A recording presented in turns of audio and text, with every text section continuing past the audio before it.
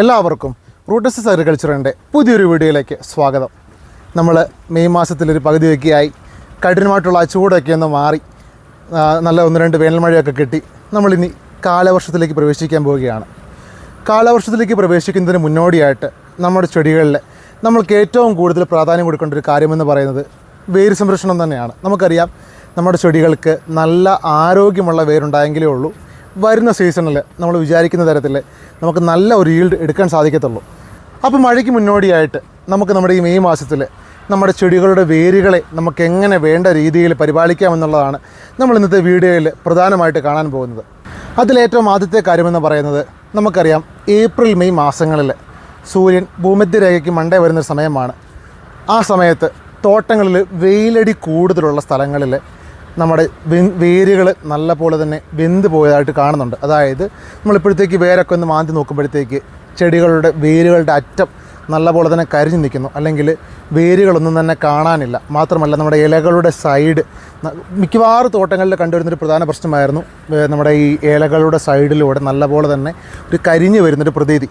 നമ്മൾ ആ സമയത്ത് ന്യൂട്രിയൻസ് ഒക്കെ സ്പ്രേ കൊടുത്തിട്ടും അധികം മാറ്റങ്ങളൊന്നും ഉണ്ടായില്ല. അതിൻ്റെ പ്രധാന കാരണമെന്ന് പറയുന്നത് നമ്മളീ പറഞ്ഞതുപോലെ തോട്ടങ്ങളിൽ, അതായത് വലിയ തോട്ടങ്ങളിലൊക്കെ ആണെങ്കിലും ചില ഭാഗങ്ങളിൽ വെയിലടി കൂടുതലുള്ളിടത്ത് വേരുകൾക്ക് നല്ല കേടുപാടുകൾ സംഭവിക്കും. അതായത് വേരിൻ്റെ അറ്റമൊക്കെ നല്ലപോലെ കരിഞ്ഞു പോകും.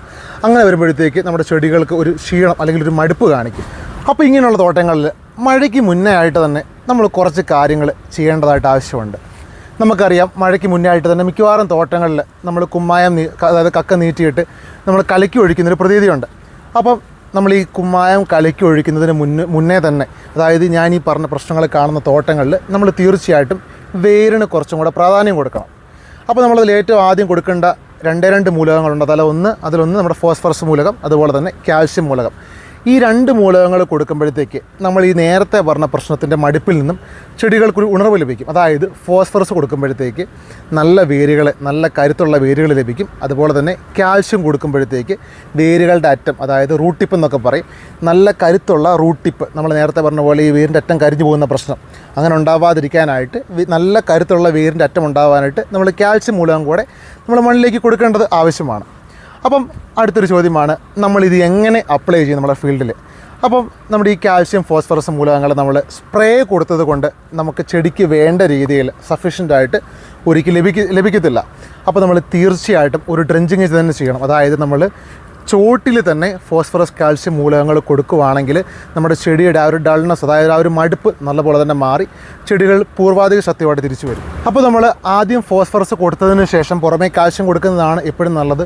പക്ഷേ നമുക്ക് സമയം അധികം ഇല്ലാത്തത് കൊണ്ടും നമുക്ക് അറിയാം മെയ് മാസമായി പകുതിയോട് അടുത്തിരിക്കുന്നു.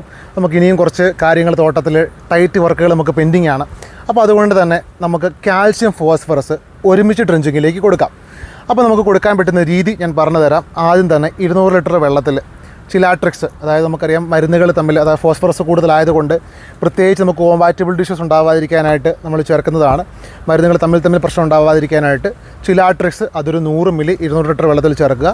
അതിനുശേഷം ആ 200 ലിറ്ററിൽ നിന്നും വെള്ളം എടുത്ത് അതിലേക്ക് MAP, mono ammonium phosphate, 65% phosphorus ഉള്ള നല്ലൊരു വളമാണ്. അപ്പോൾ MAP ഒരു കിലോ, അതിൻ്റെ കൂടെ ചിലേറ്റഡ് കാൽഷ്യം, അതായത് നമ്മൾ നേരത്തെ പറയുന്ന ഒരു കാര്യമാണ് ചിലേറ്റഡ് കാൽഷ്യം കൊടുക്കുക. സ്പ്രേയിൽ കൊടുക്കാറുണ്ട്. അപ്പോൾ ചിലേറ്റഡ് കാൽഷ്യം നമുക്ക് ഡ്രിഞ്ചിങ്ങിലും കൊടുക്കാം. അതൊരു 50 മുതൽ 100 ഗ്രാം വരെ നമുക്ക് ഡ്രമ്മിലേക്ക് ആഡ് ചെയ്യാവുന്നതാണ്.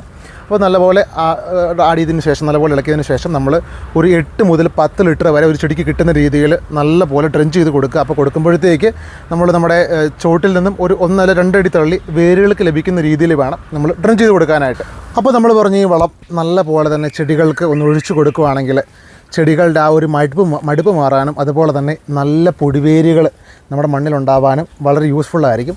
അപ്പോൾ നമുക്ക് ഫോസ്ഫറസ് കൂടിയ ഏത് വളം വേണമെങ്കിലും ഞാൻ ഈ നേരത്തെ പറഞ്ഞ കോമ്പിനേഷൻസിൻ്റെ കൂടെ നമുക്ക് യൂസ് ചെയ്യാവുന്നതാണ്. അപ്പോൾ നമ്മൾ അതിനുശേഷം നമുക്ക് അടുത്ത മഴയ്ക്ക് മുന്നോട്ടായിട്ടുള്ള ആക്ടിവിറ്റീസിലേക്ക് നമുക്ക് കിടക്കാവുന്നതാണ്.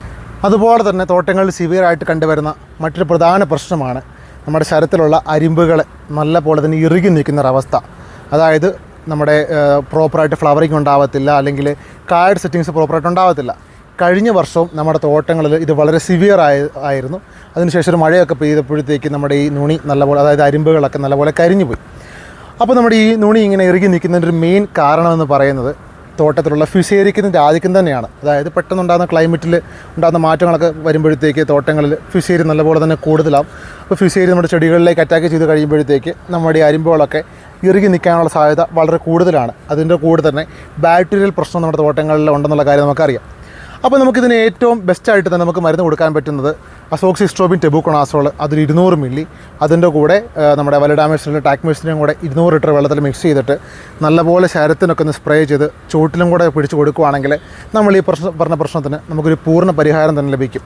അപ്പോൾ നമ്മൾ അഡ്വാൻസ്ഡ് ആയിട്ട് തന്നെ ഇത് മനസ്സിലാക്കി നമുക്ക് കഴിഞ്ഞ വർഷത്തെ പോലെ ആവാതെ ഇതിന് നേരത്തെ തന്നെ നമ്മൾ മരുന്ന് കൊടുക്കാൻ വേണ്ടി ശ്രദ്ധിക്കണം. മഴയ്ക്ക് മുന്നോടിയായിട്ട് നമ്മൾ കുറച്ച് കാര്യങ്ങളും കൂടെ നമ്മുടെ തോട്ടങ്ങളിൽ ശ്രദ്ധിക്കേണ്ടതുണ്ട്. അതിലേറ്റവും പ്രധാനപ്പെട്ട ഒരു കാര്യമെന്ന് പറയുന്നത് ഷെയ്ഡ് റെഗുലേഷൻ തന്നെയാണ്. അതായത് തോട്ടങ്ങളിൽ ഷെയ്ഡ് ഇറക്കുന്ന കാര്യങ്ങൾ നമ്മൾ പ്രോപ്പറായിട്ട് നോക്കണം.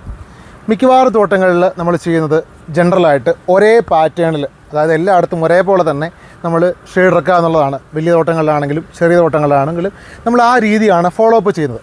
പക്ഷെ നമുക്കറിയാം ഈ വർഷം മഴക്കുറവ് പറയുന്നുണ്ട്. അതുകൊണ്ട് തന്നെ പടിഞ്ഞാറൻ ചെരിവുള്ള ഏരിയാസിൽ നമ്മൾ ഫുള്ളായിട്ട് ഷെയ്ഡ് ഇറക്കാതെ മേൽഭാഗത്ത് തളിപ്പുകൾ നിർത്തിക്കൊണ്ട് അത്യാവശ്യം ഒന്ന് ക്ലിയറാക്കി അകത്ത് വെളിച്ചമടിക്കുന്ന രീതിയിൽ നമ്മൾ ആ ഷെയ്ഡ് ഒന്ന് കട്ട് ചെയ്യാൻ വേണ്ടി നമ്മൾ ശ്രദ്ധിക്കുക. അതല്ല, കഴിഞ്ഞ വർഷം നമ്മുടെ ഈ അഴുകൽ പ്രശ്നങ്ങൾ കൂടുതലായിട്ട് കണ്ട തോട്ടങ്ങളൊക്കെ ആണെങ്കിൽ നമ്മൾ തീർച്ചയായിട്ടും ആ ഷെയ്ഡ് ക്ലീനായിട്ട് തന്നെ എടുക്കാൻ വേണ്ടി ശ്രദ്ധിക്കുക. അതായത് പ്രോപ്പറായിട്ട് തന്നെ ഷെയ്ഡ് വെട്ടിയിറക്കാൻ വേണ്ടി ശ്രദ്ധിക്കുക. അതുപോലെ തന്നെ നമ്മൾ തോട്ടങ്ങളിൽ കവാത്ത് എടുക്കാൻ വേണ്ടി ശ്രദ്ധിക്കുക. അതായത് കണ്ടമാനം കവാത്തൊക്കെ നിൽക്കുന്നുണ്ടെങ്കിൽ അതൊന്ന് ക്ലീനാക്കി അകത്തെ ചപ്പുകളൊക്കെ ഒന്ന് വാരി കൂട്ടുന്നത് വളരെ ഉചിതമായിട്ടൊരു കാര്യമായിരിക്കും.